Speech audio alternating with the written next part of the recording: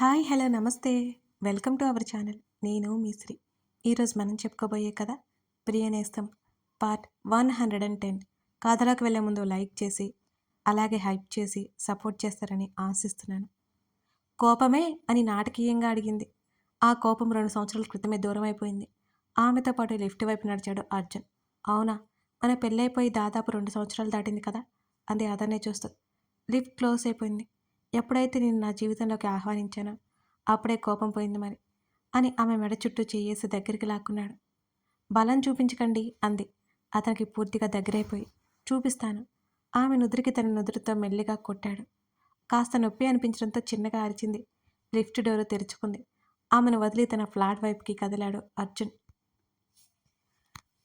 ఆమె మెల్లిగా వచ్చేసరికి అతను ఎప్పుడో వాళ్ళ గదిలోకి కూడా వెళ్ళిపోయాడు. తలుపులు మూసివేసి ఒకసారి హాల్ అంతా పరికించి చూసింది ప్రవర్తిక. ఆ ఇంటితో బోల్డన్ని జ్ఞాపకాలు ఉన్నాయి ఆమెకి. కానీ జ్ఞాపకాల మధ్య నలుగుతున్న అతన్ని ఎక్కడైతే అతడి జ్ఞాపకాలున్నాయో అక్కడికే తీసుకెళ్తే ఒకేసారి గుర్తు రాకుండా రోజు రోజుకి గుర్తు చేసుకుని వాటి భారం మెల్లిగా దించుకుంటాడని ఆమె ఆలోచన. ఆమె వెళ్ళేసరికి అతని ఫైల్స్ అన్నీ చెక్ చేసుకుంటున్నాడు. నిట్టూర్చి పైన అలమరాలో ఉన్న బ్యాగ్స్ కోసం కుర్చీ వేసుకుని పైకెక్కింది. వాటిని అందుకోవడానికి అన్నట్టుగా. ముఖ్యమైన ఫైల్స్ అన్నీ చిన్న బ్యాగులో పెట్టేసుకున్నాడు అర్జున్. తల తిప్పి చూసిన అతనికి పాదాలు పైకెత్తి ఉన్న పైన ఉన్న బ్యాగ్స్ అందుకుంటోంది ప్రవర్తిక. మరికొద్ది క్షణాల్లో ఆమె నడుము మీద అతని స్పర్శ తగిలింది. కీచుగా అరిచి అప్పటికే దించుకున్న బ్యాగ్ వదిలేసింది. ఆమె తల మీద పడి ఆ తర్వాత అది నేల మీద పడింది. ఆమె ముఖం ఎర్రబడింది. ఏమీ తెలియనట్టు బట్టలు తీస్తున్నాడు అర్జున్. నడుం మీద 2 చేతులు పెట్టుకుని పళ్ళు బిగించింది ఆమె. ఊరుకోవా మీ చేతులు అని కోపంగా చూస్తూ అంది. ఆమె ముఖం ఎర్రబడ్డాయి. లైట్ వెలుతురులో ముక్కు పొడగా మెరుస్తోంది. చేతిని పైకెత్తి ఆమె ముక్కు పట్టుకు లాగాడు అర్జున్. ఈసారి కాస్త గట్టిగానే అరిచింది ప్రవర్తిక. అబ్బా! ఏమైంది మీకు? ముక్కు రుద్దుకుంటూ కుర్చీ దిగింది. ఏమైంది? ఏమీ కాలేదు అన్నాడు భుజాలు కదిలిస్తూ అర్జున్. నా మీద పగపట్టేశారుగా. మళ్ళీ నడుం మీదకి చేతులు ఉక్రోషంగా అతని ముందుకు వచ్చింది. ఆమె నుదుటి మీద ముద్దిచ్చి ఆమె భుజం పట్టుకుని వెనక్కి తిప్పి ఒక చేత హత్తుకుని మరొక చేత్తో బట్టలు తీస్తున్నాడు అర్జున్. తల ఓరగా అతని వైపుకు తిప్పి ఈరోజేంటి భలే హుషారుగా ఉన్నారు, ఏంటి కదా అని అడిగింది ప్రవర్తిక. ఆమె చెంప మీద ముద్దిచ్చి అలాగే ఉండేవాణ్ణి ఒకప్పుడు అన్నాడు ఆమెను వదిలి బ్యాగులు కిందకి వేస్తూ. ఒకప్పుడంట, ఇప్పుడు మీరు పడుచు పెళ్ళాడు కాదు, ఒక పాపకు తండ్రి అంది.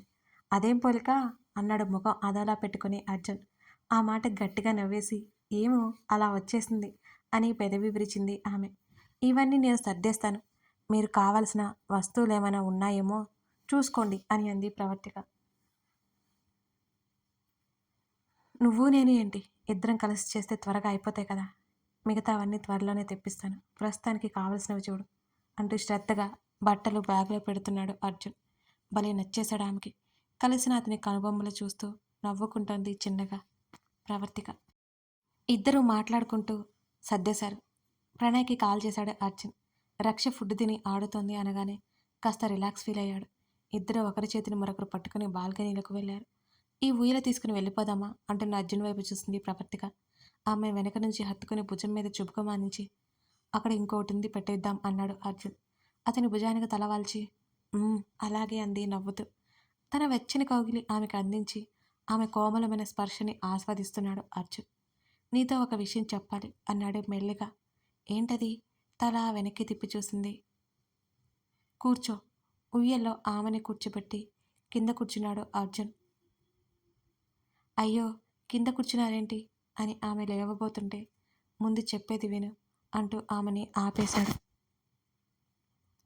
ఆమె పాదాల వెళ్ళు మెల్లిగా లాగుతూ నీకు టుబెక్టమీ చేయించాను అన్నాడు అర్జున్. అర్థం కానట్టు చూస్తుంటే అంటే ఇక పిల్లలు లేకుండానా? ఆమె వణుకు గొంతుతో అడిగింది. తల తిప్పి చూశాడు. ఏం మాట్లాడలేదు. కానీ కన్నీరు చెంపల మీద తడుముతోంది. ఎందుకు ఏంటి అని అడగలేకపోయింది. ఇక రక్షణ కనడానికి కూడా చాలా కష్టమే. దేవుడి దయ వల్ల ఇద్దరు క్షేమంగా ఉన్నారు. ఇంకొకరంటే కష్టమని తెలుసు, కానీ దిగులుగా అనిపిస్తోంది. ఓ బాబు కావాలనే ఆశ ఆమెలో అలాగే ఉండిపోయింది. గబుక్కున ఊయల దిగి అతని దగ్గరికి చేరి అతని మెడ చుట్టూ చేతులు వేసి హత్తుకుంది. క్షమిస్తావా నన్ను? తప్పలేదు. నీకు చెప్పే సమయం లేదు అన్నాడు. ఆమె తల వెనక చెయ్యి వేసి నిమురుతూ అతని మెడవంపులో ముఖం దాచుకుని ఏడుస్తుంది ప్రవర్తిక. నా అనారోగ్య సమస్యలతో మా నాన్న అలా తయారయ్యారు. మీకు సంతోషం లేకుండా పోతోంది అని ప్రవర్తిక అంటుంటే ఆమె సన్నగా వెక్కిలి పెట్టి మాట్లాడుతుంది. ఇప్పటికి కూడా తన్ని మాత్రం తప్పు పట్టని ఆమె వ్యక్తిత్వానికి అతను దాసోహమయ్యాడు. ఇప్పుడు నీకేం సమస్యలు లేవు, అంతే, ఎక్కువ ఆలోచించకు అన్నాడు అర్జున్ చాలా మెల్లిగా. మళ్ళీ అతనే మాట్లాడుతూ, అయినా నేను సంతోషంగా లేనని ఎవరన్నారు? నువ్వు లేకపోతే సరిగ్గా తినకుండా తాగకుండా ఎప్పుడో పోయి ఉండేవాణ్ణి అంటేనే అతని చేతికి చేయట్టు పెట్టింది గబుకున. నోటికి ఏది వస్తే అది మాట్లాడతారా అని కోపంగా అంది ప్రవర్తిక. ఆమె చెంపల మీద జరిగిన కన్నీటిని సున్నితంగా తుడుస్తూ, నువ్వు నా లైఫ్లోకి రాకపోతే ఒకవేళ అదే జరిగేదేమో ఎవరికి తెలుసు? నీ గురించి ఎప్పుడు నువ్వు అలా అనుకోవద్దు అంటూ ఆమె చేతిని తన చేతిలోకి తీసుకుని ఆమె చేతిని ముద్దాడే, నువ్వు నా అదృష్టానివి, అర్థమైందా? ఈ విషయాన్ని బాగా గుర్తుపెట్టుకో అని అర్జున్ అన్నాడు. అతని మెడవంపులో ముఖం దాచుకుని అలాగే ఉండిపోయింది ప్రవర్తిక కొంత సమయం పాటు. అప్పటికే చాలా ఆలస్యమైంది, వెళ్దామా అని అడిగాడు అర్జున్. ఆమె దూరం జరిగింది. మన ఆశ్రమంలో బోల్డంతమంది పిల్లలున్నారు. మన బంగారంతో పాటు వాళ్ళకు కూడా కాస్త ప్రేమ పంచు. నీకు ఇంకొక బిడ్డ లేని లోటు తీరుతుంది అని అన్నాడు అర్జున్. ఇద్దరు అక్కడి నుంచి ఇంటికి బయలుదేరారు. అతని భుజం మీద తలవాల్చి అతని చేతిని చుట్టుకొని కళ్ళు మూసుకుంది. ఆమెకు సెట్ అవ్వడానికి ఇంకొంచెం టైం పడుతుంది. ఇంకేమీ మాట్లాడలేదు అర్జున్. మరో 2 రోజుల తర్వాత ప్రవర్తిక పిన్ని బాబాయ్ తల్లి ఊరు నుంచి వెళ్ళిపోయారు. లోహిత కొత్త కాపురం సజావుగా సాగుతోంది.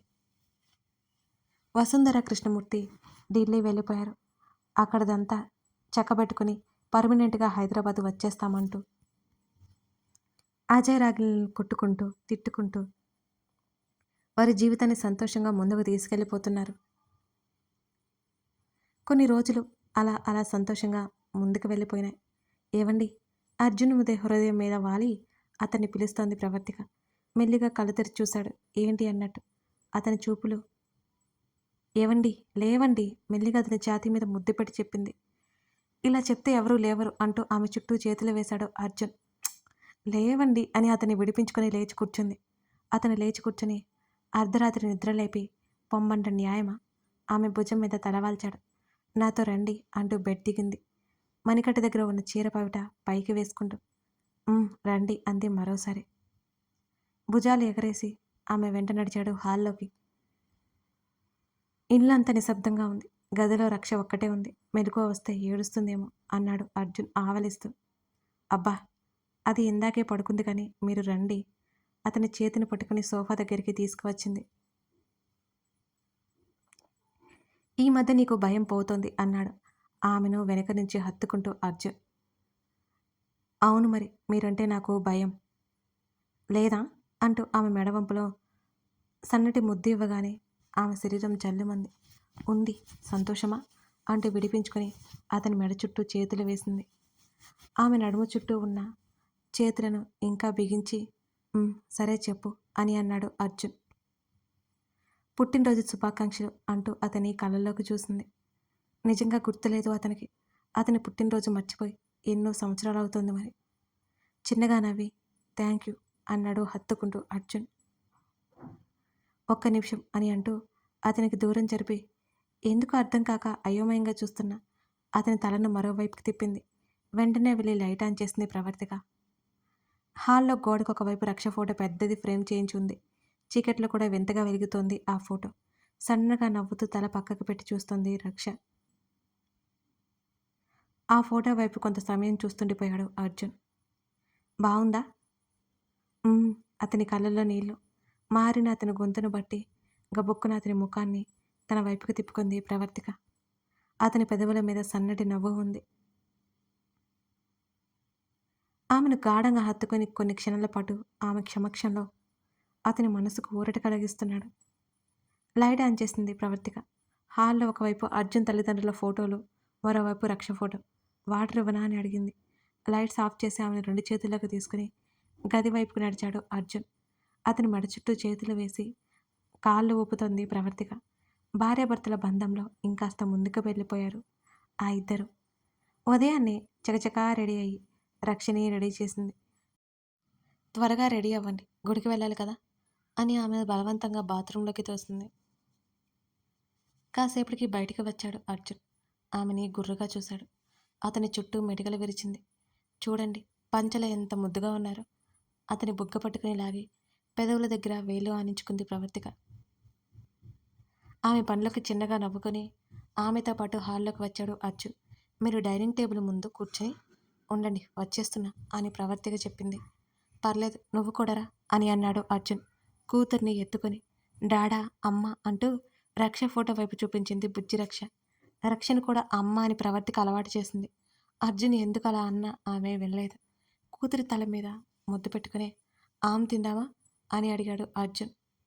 మాటలు రాకపోయినా అతని మాటల్లో అర్థమై బుజ్జి రక్షకి ఆమ్ ఆమ్ అంటూ తల ఊపింది. నవ్వుతూ కూతుర్ని హత్తుకుని ప్రవర్తిక వైపు చూశాడు.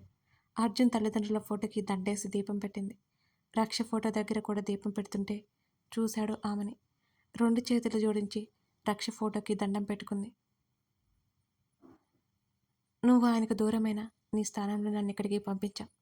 నువ్వు లేని లోటు తీర్చలేనేమో కానీ నీ అంత ప్రేమ పంచగలను అని అంటూ మనసులోనే అనుకుని అతని దగ్గరికి వచ్చింది ప్రవర్తిక. ఇప్పుడు మనం ఫోటో దిగుదాం అంది చీర సరి చేసుకుంటూ ఆమె. అలాగే అన్నట్టు తల ఊపాడు అర్జున్. కూతుర్ని ఎత్తుకుని ముగ్గురు సెల్ఫీ దిగారు. ఆ సెల్ఫీలో వెనక రక్ష ఫోటో కనబడుతుంది. రక్ష నవ్వుతూ వాళ్ళని చూస్తున్నట్టుగా ఉంది ఆ ఫోటో. ఆ దృశ్యం వెనక్కి తిరిగి రక్ష ఫోటో వైపు ఒకసారి చూసి ప్రవర్తిక కంట మీద ముద్దు ఇచ్చాడు. అలాగే కూతురి తల మీద ముద్దు ఇచ్చాడు అర్జున్. అర్జున్ కుటుంబం ఇప్పుడు పరిపూర్ణంగా ఉంది. ఎప్పటికీ అలాగే ఉంటుంది కూడా. రోజులు గడుస్తుంటే తన భర్తని కూతుర్ని చూసుకోవడం, అప్పుడప్పుడు ఆశ్రమంకి వెళ్ళి అక్కడ పిల్లలతో గడపడం, అక్కడంతా చూసుకోవడం చేసేది. ఆశ్రమంలో ఉన్న కొంతమంది అమ్మాయిలకు మెల్లిగా చదువు చెప్పించడం మొదలుపెట్టాడు అర్జున్. డాడా, మా అమ్మ చాకీ ఇవ్వట్లేదు 3 ఏళ్ల రక్ష అర్జున్కి కంప్లైంట్ చేసింది. ఆమె మాటలు విన్న ప్రవర్తిక అర్జున్ వైపు గుర్రుగా చూసి చాక్లెట్ తిని తుమ్ముతూ ఉండవే అని కసిరి వెళ్ళిపోయింది. ప్రవర్తిక వెళ్ళిపోయిన వెంటనే చాక్లెట్ తీసి కూతురికి ఇచ్చాడు అర్జున్. డాడా అంటూ హత్తుకుని అతని బుగ్గ మీద ముద్దిచ్చింది బుజ్జిరక్ష. వెనక్కి వచ్చి ప్రవర్తిక వాళ్ళ మీద వాడిగా చూపులు విసిరింది. తండ్రి కూతుర్లిద్దరూ ఆశ్చర్యంగా కళ్ళు పెద్దవి చేసి ముఖముఖాలు చూసుకున్నారు. ప్రవర్తిక అక్కడి నుంచి రసరసా వెళ్ళిపోయింది. బంగారం, నువ్వు చాకీ తిను, నేను మమ్మాని కూల్ చేసి వస్తా అని రక్షని సోఫాలో కూర్చోబెట్టి చెప్పాడు అర్జున్. ఆల్ ది బెస్ట్ డాడా అని చాకీ తినడం మునిగిపోయి వైనంగా తింటోంది రక్ష. నిట్టూర్చి ప్రవర్తిక దగ్గరికి వెళ్ళాడు అర్జున్. మరో 5 నిమిషాల తర్వాత బుజ్జిరక్షకి నవ్వులు వినిపించాయి తన తల్లిదండ్రులవి. హే హే, మమ్మ డాడా కూల్ చేశాడు అని చప్పట్లు కొట్టింది బుజ్జిరక్ష. ప్రవర్తిక నుంచి తప్పించుకుని కూతుర్ని ఎత్తుకుని గార్డెన్లోకి పరుగు పెట్టాడు అర్జున్. వీళ్ళను మార్చడం నా వల్ల కాదు బాబు. కాసేపు తర్వాత సోఫాలో కూలబడింది ప్రవర్తిక. కళ్ళు మూసుకుని వెనక్కి వాలగా మెల్లిగా పిల్లిలా ప్రవర్తిక దగ్గరికి వచ్చారు తండ్రి కూతురు ఇద్దరు. ఆమె బుగ్గల మీద చిరక ముద్దిచ్చారు. నవ్వుకుంటూ కళ్ళు తెరిచి ఇద్దరిని చూసింది ప్రవర్తిక చిరుకోపు నటిస్తూ. ఆమె ఒడిలో ఒకరు, ఆమె భుజం మీద ఒకరు వాలిపోయారు. తండ్రి కూతుళ్ళు ఒక్కటే అయినా తల్లికి ఏ చిన్న కష్టం కలిగినా తట్టుకోలేదు రక్ష. తల్లి కోపంగా ఉన్న ముద్దులతో ఎట్టి కరిగించేస్తుంది. తండ్రి టెక్నికల్ కనిపెట్టి మరి. భార్య అంటే మహా ఇష్టం అతనికి. వాళ్ళిద్దరే లోకంగా బ్రతుకుతున్నాడు అతనిప్పుడు. వాళ్ళని సంతోషంగా ఫోటోల నుంచి చూస్తోంది రక్ష. కథ కొనసాగుతోంది. అప్పుడే కథ అయిపోలేదండి, ఇంకా కథ మిగిలి ఉంది. ఆ కథ ఏంటో నెక్స్ట్ చూసేద్దాం. వచ్చేయండి, మర్చిపోకండి ఫ్రెండ్స్. లైక్ చేసి కామెంట్ చేయడం అసలే మరవకండి. అండ్ వన్ మోర్ థింగ్ అండి, మన సిరీ డైరీస్లో నువ్వే కావాలని అనే సిరీస్ వస్తుంది. ఒక్కసారి చూడండి, మీకు సూపర్గా నచ్చుతుంది. మీరు ఆ సస్పెన్స్, ఆ రొమాంటిక్ ఫీలింగ్ అవన్నీ మీరు ఎంజాయ్ చేస్తారు. సరేనా? వెళ్ళి చూస్తారు కదా. Thank you.